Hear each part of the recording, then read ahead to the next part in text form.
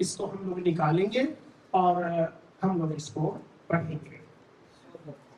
जी, अय्यूब की पुस्तक और उसका 14 अध्याय और उसका 7वां, 8वां और 9वां वचन।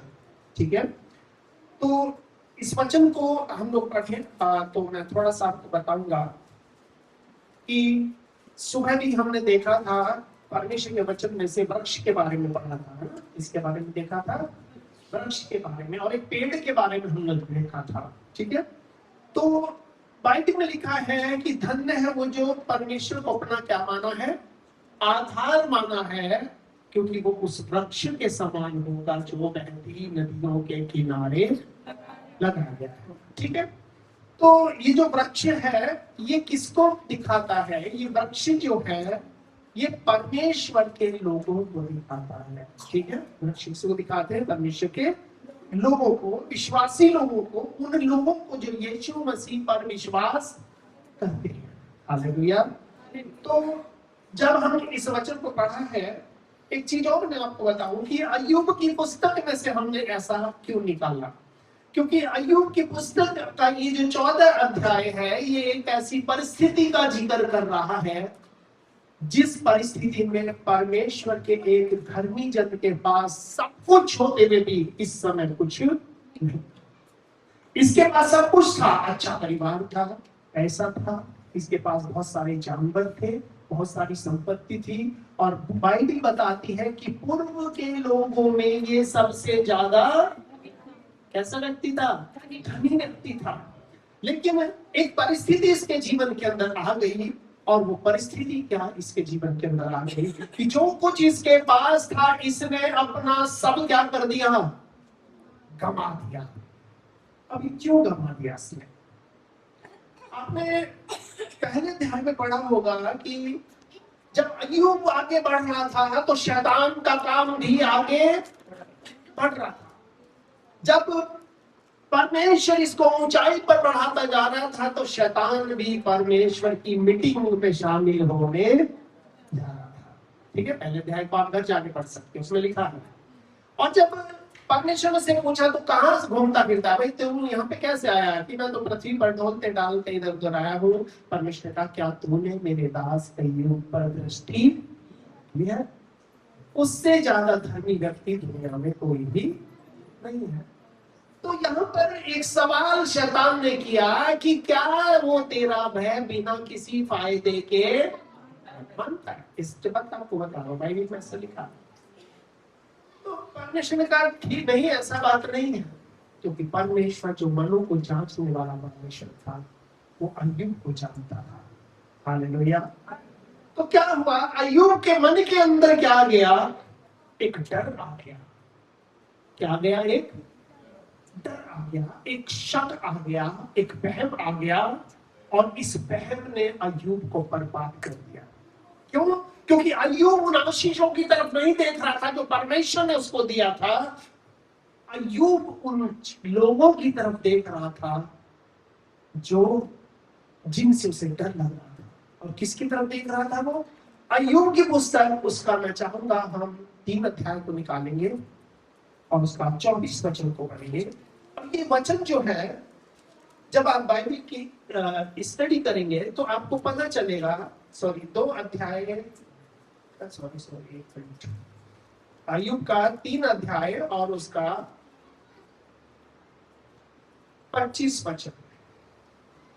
क्योंकि जिस डरावनी बात से मैं डरता हूँ, हाँ, वही मुझ पर आ पड़ती है। हाँ, जिस डरावनी बात से मैं डरता हूँ। डरता हूँ। तो कई बार हमारे जीवन के अंदर कुछ चीजों को लेकर डर होता है। ठीक है, कुछ चीजों को लेकर डर होता है। हम सोचते हैं कि अगर हमने प्रभु के लिए ये काम कर दिया, आज हम प्रभु के भवन में चलेंगे तो हमारी नौकरी का क्या होगा? ये क्या है? डर है। बिजनेस हो तो बिजनेस में हम सोचते हैं कि अगर आज हम प्रभु को लिए चले गए तो हमारे बिजनेस का क्या होगा? कोई रिश्तेदार अगर घर में आके बैठ गया, हम कहेंगे अगर हमने इसको एंटरटेन नहीं किया और इसको छोड़कर हम प्रभु के भवन में चले गए, हमारे रिश्तेदार क्या सोचेगा? इसके अलावा भी बहुत सारे डर होते हैं जो हमारे जीवन के अंदर होते हैं। और ये डर होते हैं जो हमारी आशीषों को छीनने के लिए आते हैं, और ये डर हमें आगे बढ़ने से, अभी हमने भजन गाया था, गोलियत चाहे मुझे जितना डराएगा, जितना का मतलब उसके लेवल है डराने के, गोलियत के क्या है, लेवल है। हर एक इंसान के जीवन में एक अलग तरह का गोलियत है, और हर आदमी अपने जीवन में जानता है कि मेरे जीवन के अंदर कौन इस समय गोलियत है, और वो उसको क्या करता है, डराता है। गोलियत चाहे मुझे जितना डराएगा उतना ही रूह यीशु मुझ पे बाहर, यानी कि डर को कौन दूर करता है, परमेश्वर का आत्मा। ठीक है, रूह को, डर को कौन दूर करेगा, परमेश्वर का आत्मा। इसलिए बाइबल के अंदर 366 बार लिखा है कि मत हमें करना नहीं। बहुत सारी परिस्थितियां, बहुत सारी चीजें ऐसी आपके मेरे जीवन में आएंगी जो हमें डराएंगी, जो हमारे कदमों को आगे बढ़ने से रोकेंगी। अभी ये जो फ्राइडे गया, सुबह सुबह एक आदमी कुछ लोगों को लेके आ गया, झगड़े के मूड से आ गया, और मैं तो खैर वो ऊपर ऑफिस में बैठा काम कर रहा था, नीचे कहाँ से भी जोर जोर की आवाज आने लगी, तो मैं नीचे उतरा, और सच बता रहा हूँ, प्रभु जानता है, मेरा चेहरा देख करके वो घबरा गया और वो वापस जल्दी से चला गया। मुझे नहीं मालूम वो मुझे किस रूप में देख रहा था, लेकिन मैं आपको बताता हूँ, अगर डर के सामने आप खड़े होंगे तो परमेश्वर आपको आशीषित करेगा। हालेलुया। वो आदमी फिर ज्यादा नहीं बोला, उसने, और भी ऐसे कई लोग हैं इधर आसपास जो बहुत कोशिश करते हैं यहाँ हम प्रभु की आराधना नहीं कर सके। बहुत सारी चीजें हैं, क्योंकि हम यहाँ रहते हैं, हमें मालूम है हम कैसे कैसे यहाँ पर ये काम करते हैं, क्योंकि लोगों की नजरों में क्या है कि ये लोगों को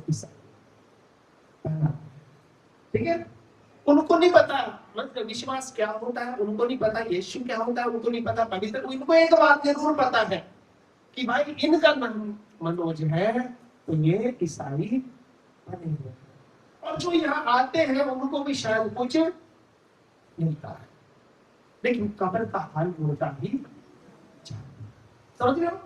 लोगों की सोच को हम बदल नहीं सकते, पर अपने विश्वास पर हम खड़े हो सकते हैं। हालेलुया। काफी देर तक वो आया, नीचे बहस करता रहा, ये करता रहा, लेकिन जब मैं नीचे तक गया वो मुझे पहचान गया, उसके बाद वो चुपचाप पहुंचा गया। और मेरे कहने का मतलब ये है कि जब आप प्रभु की उपस्थिति में आगे बढ़ोगे तो आपको डिस्टर्ब करने के लिए डर आएगा, और उस डर का आपको क्या करना है, अय्यूब के पास एक डर था। क्या डर था? कहीं ऐसा ना हो मेरे लोगों ने, कहीं ऐसा ना हो मेरे बच्चों ने कोई पाप कर दिया हो। अय्यूब का डर क्या था? कहीं ऐसा ना हो परमेश्वर से नाराज हो गया हो, कहीं ऐसा ना हो कि अय्यूब को बहुत सारी चीजों का डर था, और अय्यूब यहाँ पर एक्सेप्ट कर रहा है। क्या कर रहा है? दोबारा पढ़ेंगे, क्योंकि जिस डरावनी बात से मैं डरता था वही बात मुझ पर आ पड़ती है, वही बात मुझ पर आ पड़ती है। तो किस चीज से डर रहा था? तो सबसे पहले क्या, अय्यूब की सबसे पहले क्या चीज गई?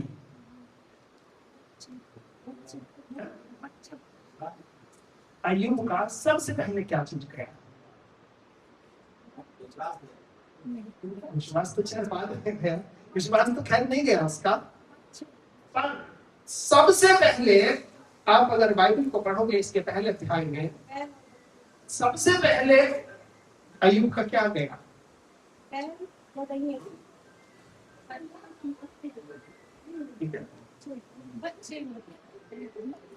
सबसे पहले अय्यूब के बच्चों और संपत्ति का नाश हो गया। किस चीज का नाश हुआ? बच्चों का और संपत्ति का नाश हुआ। ठीक है, दूसरी बार चलो बच्चे चले गए, धन दौलत चली गई, उसके बाद उसके अपने शरीर का क्या हो गया? शरीर में क्या निकल गया? कपड़े भी नहीं पहन सकता। तो शैतान सबसे पहला हमला कहां करता है? आपके बच्चों के। समझ रहे हो? दूसरा हमला कहां करेगा? आपकी संपत्ति के ऊपर, और तीसरा लास्ट जो हमला करेगा वो आपके शरीर के ऊपर करेगा। हालेलुया। तो सबसे पहला हमला परमेश्वर की इजाजत से जब यीशु के जीवन में आया तो किस पर हुआ? यीशु के चेलों पर हुआ, वो उसे छोड़कर भाग गए। दूसरा हमला क्या हुआ?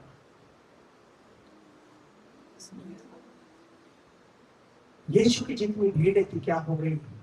तितर-बितर हो गई, क्योंकि वो यीशु की संपत्ति थी। और तीसरा जो लास्ट हमला हुआ वो कहाँ हुआ? यीशु के शरीर पर हुआ। और ये ध्यान रखना, बाइबल में लिखा है कि मैं चरवाहे को मारूंगा और भेड़ें तितर-बितर हो जाएंगी। यानी कि हमला तो शैतान करेगा ही करेगा, इससे आपको डरना नहीं। लेकिन हमें किससे डरना है? परमेश्वर का वचन आगे हम पढ़ेंगे थोड़ा सा, और इसको पूरा पढ़ देंगे जरा। जिस डरावनी बात से मैं डरता हूँ वही मुझ पर, यानी कि मुझे ये डर रहता था मेरे बच्चों ने कुछ गड़बड़ ना कर दी हो, बच्चे निकल गए। इसको डर रहता है मेरे गधे घोड़े या जो भी मेरे जानवर है वो जंगल में कोई चुरा न ले गया हो, वो चले गए। ठीक है? इसको विश्वास की जगह क्या था? शक था। आदमी तो ठीक था, और विश्वास की जगह क्या करता था? शक करता था। क्यों करता था? कहीं ऐसा ना हो इसने ही हो। कई बार लोगों को कुछ काम नहीं होता और घर में खाली बैठे बैठे बस वो सोचते रहते हैं, मेरे लड़का क्या कर रहा होगा, मेरा भाई क्या कर रहा होगा, मेरे पिताजी क्या कर रहे होंगे, उसका वो क्या कर रहा हो। मन में क्या बनाता रहता है? सोचता रहता है। और सोच में फिर वो कुछ नेगेटिव चीजें ऐसी कलेक्ट कर लेता है, उसके दिमाग चलना शुरू हो जाता है, फिर वो उल्टी उल्टी बातें सोचना शुरू कर देता है।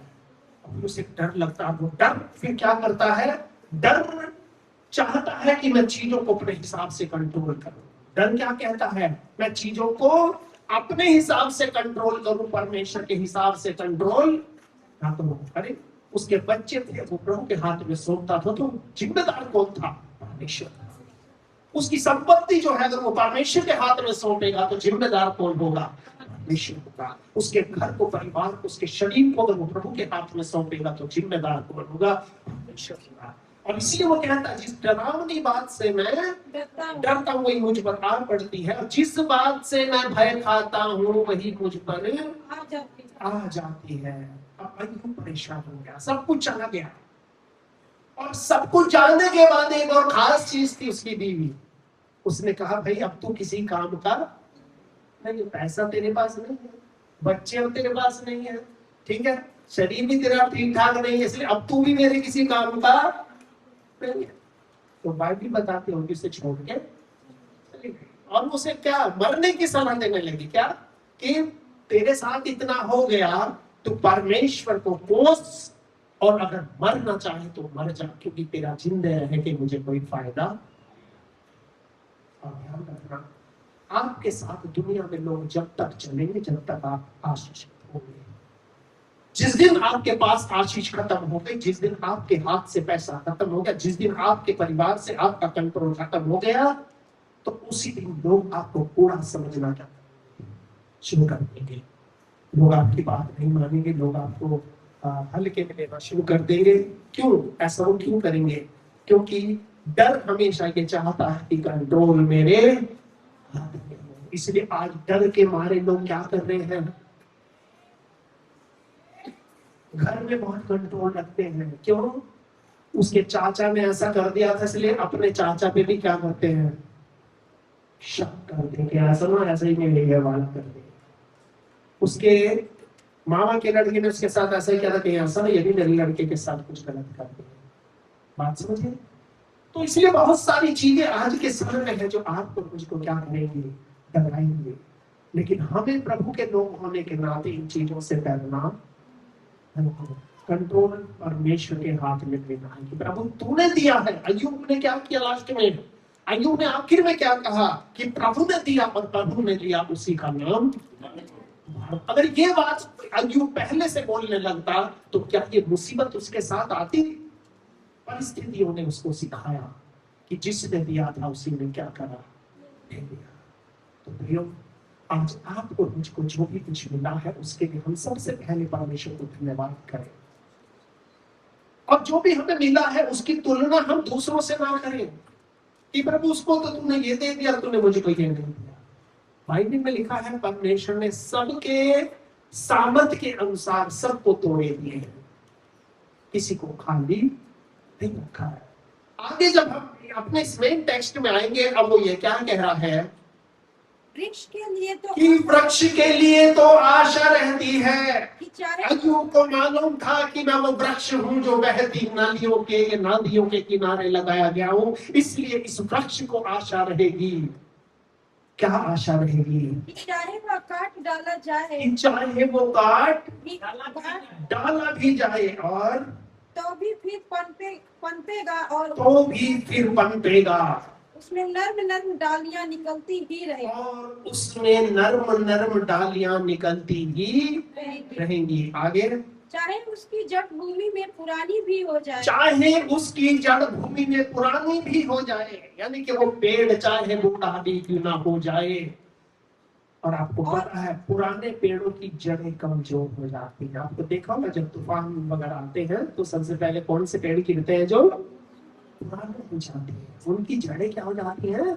कमजोर हो जाती है, चाहे वो पुरानी भी हो जाए। आगे, और उसका ठूंठ मिट्टी में भी सूख जाए, और चाहे उसका जो ठूंठ है, ठूंठ समझते हो, जब पेड़ गिर जाता है, कट जाता है, उसका एक ठूंठ होता है, वो कह रहा है कि चाहे ये भी सूख जाए, यानी कि बाहर से दुनिया की तरफ से मुझे कोई भी उम्मीद ना हो।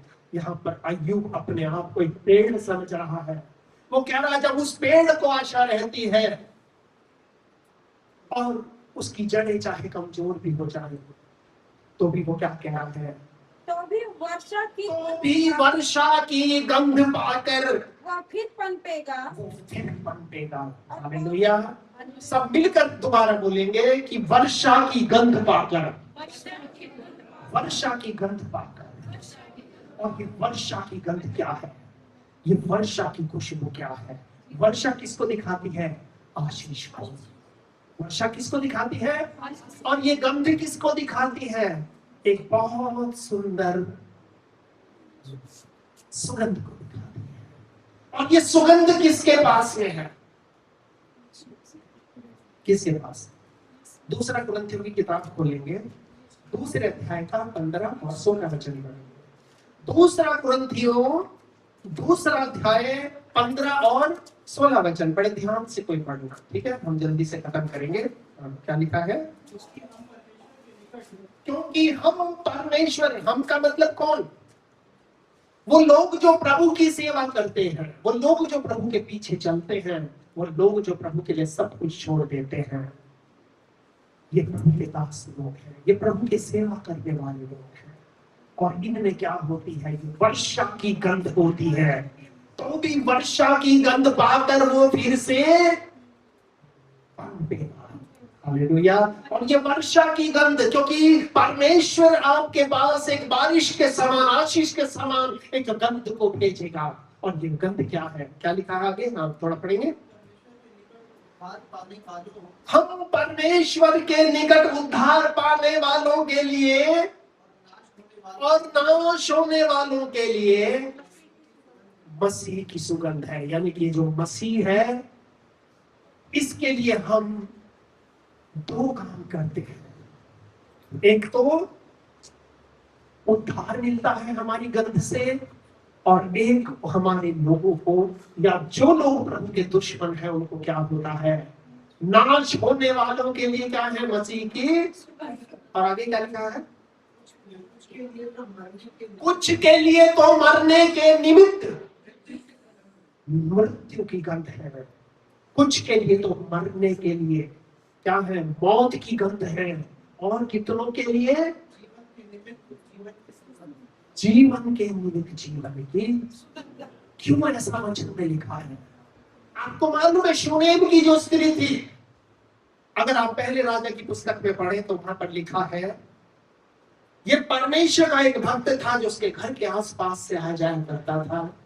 उसने अपने पति से कहा कि देखो, ये आदमी जो आता जाता है, ये मुझे परमेश्वर का कोई जन्म जान पड़ता, मुझे ऐसा लगता है ये कोई आम आदमी। क्यों? क्या उसके पीछे बोर्ड लगा हुआ था, या तू ही बजाई जा रही थी कि देखो जी मैं प्रभु का दास हूँ, जल्दी आओ, जल्दी उद्धार कर लो, या पर्चे छपवाए जा रहे थे कि जी जल्दी आ जाओ, मीटिंग में आ जाओ, दुआ होगी, है ना, जिसकी परेशानी वो दूर होगी। ऐसा हो रहा था।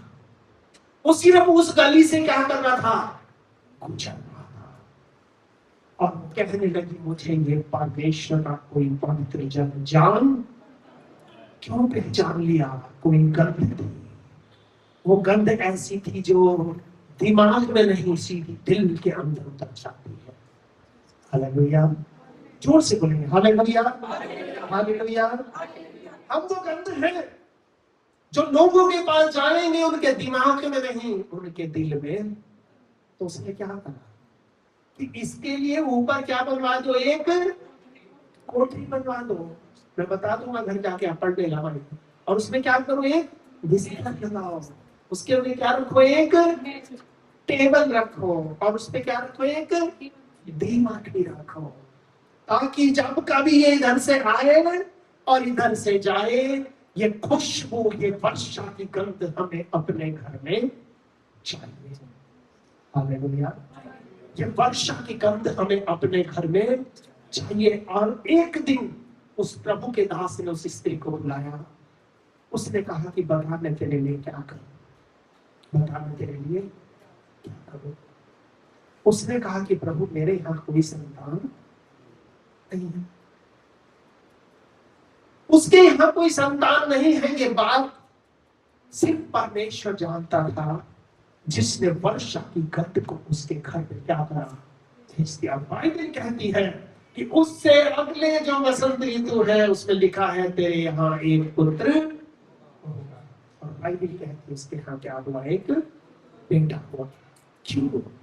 क्योंकि ये जो वर्षा की गंध है, बाइबल कहती है ये परमेश्वर अपने लोगों को ऐसा अभिषेक देता है, ऐसा हृदय देता है कि परमेश्वर के लोगों के द्वारा उसके लोग आशीषित होते हैं। हालेलुया।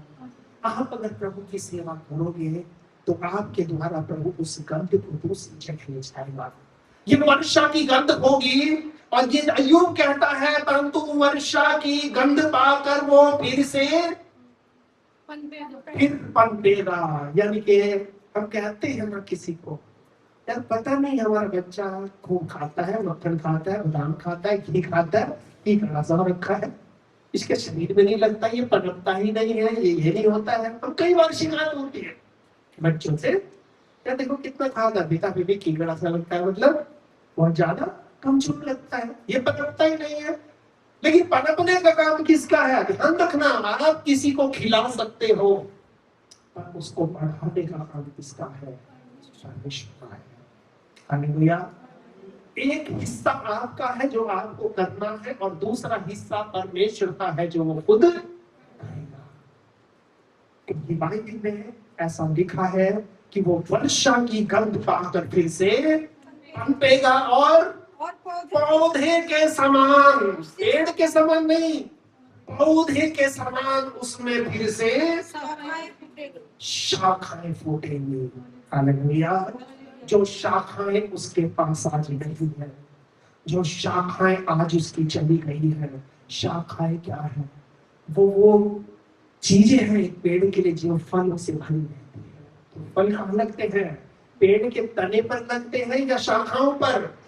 शाखाओं पर पत्तियां, फूल लगते हैं, जो कि जड़ों से क्या होता है? भोजन इकट्ठा करते हैं। अगर आपने बायोलॉजी पढ़ी हो तो उसमें एक प्रकाश संश्लेषण एक क्रिया होती है, ठीक है?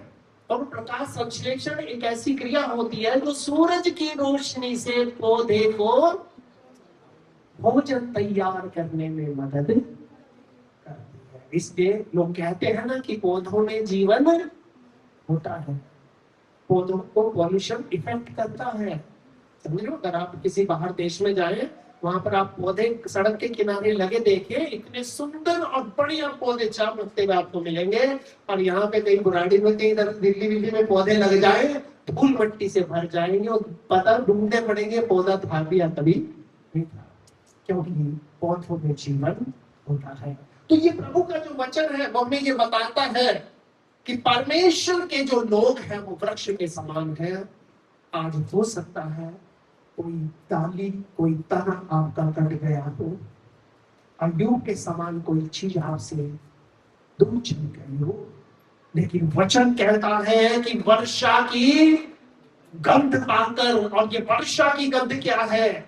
जब बारिश होने वाली होती है तो अजीब सी खुशबू आती है, ठंडी ठंडी हवा आती है, माहौल बदल जाता है। क्यों? कि खुदावन की शिफा आती है, परमेश्वर की आशीष आती है, उसकी बरकतें आती है।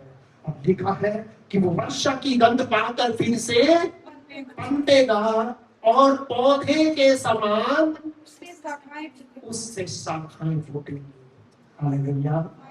यहाँ प्रभु का वचन कहता है जैसे अय्यूब के फिर क्या हुआ, वो पौधे के समान क्या हो गया? पनप गया। ठीक है, पौधे के समान पनप गया, और परमेश्वर ने जितना उसने खोया था उसको कितना आशीष दिया? कितनी दिया? 2 गुना आशीष दिया। ठीक है, पहले जितने बैल थे 5,000 के कितने हो गए? 10,000 हो गए। ठीक है, और बाइबल में लिखा है कि अय्यूब की फिर कितनी बेटियां हुई, और बाइबल बताती है पृथ्वी पर इतनी सुंदर उस समय बेटियां किसी की नहीं थी जितनी अय्यूब की बेटियां सुंदर थी। क्यों? क्योंकि परमेश्वर की बरकतें, ये वो शाखा थी जो फूट गई थी, और इसको बढ़ाने वाला कौन था? परमेश्वर था।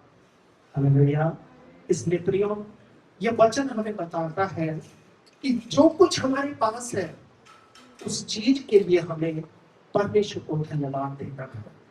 अपनी चीज को कंपेयर नहीं करना कि प्रभु तूने मुझे 1,000 रुपये महीना की नौकरी दी है, साल में मैंने 10,000 की दी है। नहीं, जो आपको प्रभु ने दिया है उसी को प्रभु क्या करेगा?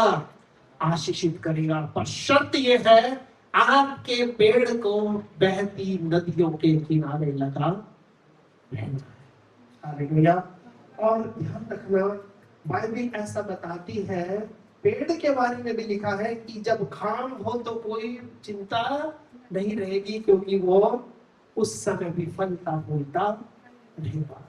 हालेलुया। परमेश्वर इस वचन के द्वारा हमें बताता है कि धर्मी जो लोग होते हैं, धर्मी लोग कौन होता है? बाइबल में लिखा है कि कोई भी धर्मी नहीं है, सबने पाप किया है परमेश्वर की महिमा से। तो हम धर्मी कैसे हैं? बाइबल में लिखा है कि हम यीशु मसीह पर विश्वास करने के कारण धर्मी है, क्योंकि परमेश्वर जब हमें देखता है तो धर्मी की नजरों से देखता है। हालेलुया। और इसीलिए लिखा है कि धर्मी लोग वृक्ष के समान हैं, और परमेश्वर की जो सेवा करने वाले लोग हैं वो जीवन देने वाली वर्षा की सुगंध के समान है। जहां पर परमेश्वर उनको भेजता है, जिनसे परमेश्वर को मिलाता है, जहां पर परमेश्वर उनको गवाही देकर के भेजता है, वहां पर वो क्या करेंगे? वो ऐसे हालातों में भी जीवन को डाल देते हैं जहां पर जीवन की उम्मीद नहीं। हालेलुया। तो हम सब लोग इस बात को ध्यान रखें कि परमेश्वर ने हमें जो चुना है, अपनाया है, हमें ऐसे नहीं चुना बनाया है। परमेश्वर ने हमें अपनी सेवा के लिए ठहराया है। अब कौन सी सेवा है? आप प्रभु से पूछिए, प्रभु मैं तेरे लिए क्या कर सकता हूँ, मैं किस तरह से तेरे राज्य में आगे बढ़ सकता हूँ। आप उसी प्रकार से जो है परमेश्वर को अपना जीवन देकर उसके साथ आगे बढ़े। ठीक है, और परमेश्वर आपके जीवन को क्या करेगा? आशीषित करेगा। परमेश्वर आपके जीवन को अपनी बरकतों से भरेगा। आपके जीवन परिवार की सारी जिम्मेदारी किसकी है? परमेश्वर की है। आपको शक नहीं करना, मेरा बेटा क्या कर रहा है, मेरी बेटी क्या कर रही है, मेरा ये क्या कर रहा है, पड़ोसी क्या कर रहा है। अरे जो कर रहा है करने दो, आपको उसको प्रभु के हाथ में सौंपना है। सौंपना ही नहीं, सौंप करके भरोसा रखना है कि मेरा परमेश्वर कभी मेरा मुंह काला नहीं करेगा। हालेलुया।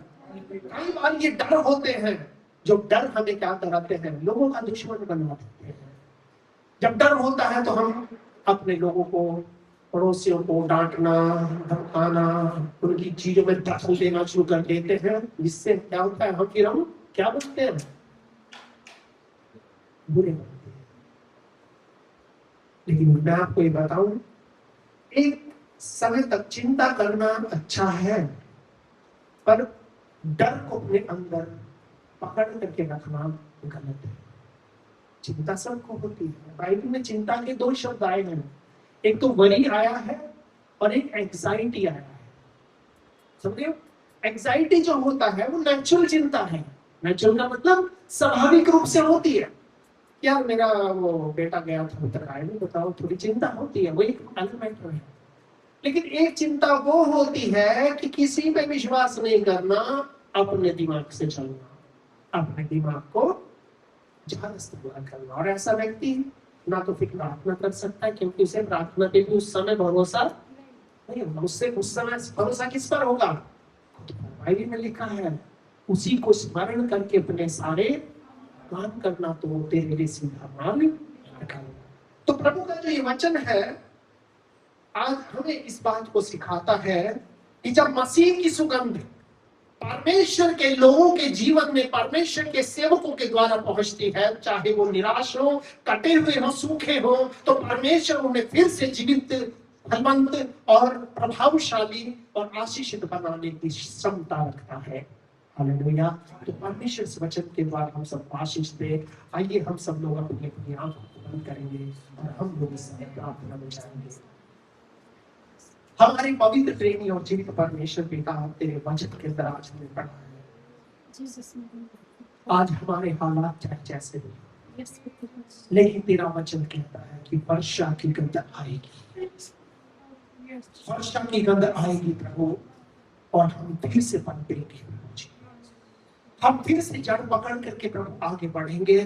और वचन कहता है पौधों के समान, एक नए जीवन के समान, एक नई बल के समान, क्योंकि तेरा वचन कहता है जो यहोवा की बाट जोड़ते हैं वो एक नया बल प्राप्त करेंगे, वो गाबों के समान उड़ेंगे। और वो क्यों उड़ेंगे? क्योंकि प्रभु तो उनका ताकत है, तो उनका जोर है। हम भजन में भी गाए थे, मेरा जोर यहोवा है, मेरी ओर यहोवा है, मैं किससे डरूंगा। हाँ पिता परमेश्वर, हर एक भाई को, बहन को, बच्चे, बुजुर्ग को इस समय तेरे हाथों में समर्पित करते हैं और ये दुआ करते हैं ये पूरा स्थान, ये पूरी जगह तेरे आत्मा की सामर्थ से और तेरी शक्ति के प्रभाव से भर जाए। और पवित्र पिता, जैसे तूने ये वचन हमारे हृदय में बोया है, उसी प्रकार से ये वचन हमें आशीषित करे और ये समझने की शक्ति दे कि प्रभु ये जितने भी काम प्रभु हमारे जीवन के अंदर होंगे, ये हमारे सिर्फ प्रार्थना के जीवन के द्वारा ही सफल हो सकते हैं। हम एक दूसरे के लिए प्रार्थना करने वाले बन सके प्रभु, हम एक दूसरे की कमियों का ठट्ठा उड़ाने वाले नहीं, पर हम एक दूसरों की कमियों को प्रभु के सामने रखकर उसके लिए प्रार्थना कर सके, एक दूसरे की बीमारी के लिए, एक दूसरे के दर्द के लिए। क्योंकि पिता तेरा वचन कहता है कि जब हम किसी के लिए दुआ करते हैं उससे कई गुना आशीष भी तू हमें देता है, और तू किसी का भी उधार नहीं करता प्रभु। जब हम किसी के लिए थोड़ा समय निकालते हैं, किसी के जीवन के लिए प्रभु से प्रार्थना करते हैं, तो हमें भी अपनी बरकतों से भरता है। क्योंकि पिता तेरी वो बारिश की जो गंध है, तेरी आशीषों की जो गंध है, वो हमारे उसी स्थान तक पहुंचेगी प्रभु, और वहां पर वो बारिश बरसाएंगे, वहां पर उसकी जरूरतों को पूरा करेगी, वो फिर से भर देगी। हमारे बीच में शरीर में जो रोग है, पीड़ाएं हैं, बीमारी है, वो फिर से प्रभु जी दूर भागेंगी और हमारी हेल्थ प्रभु फिर से पनपेगी पिता।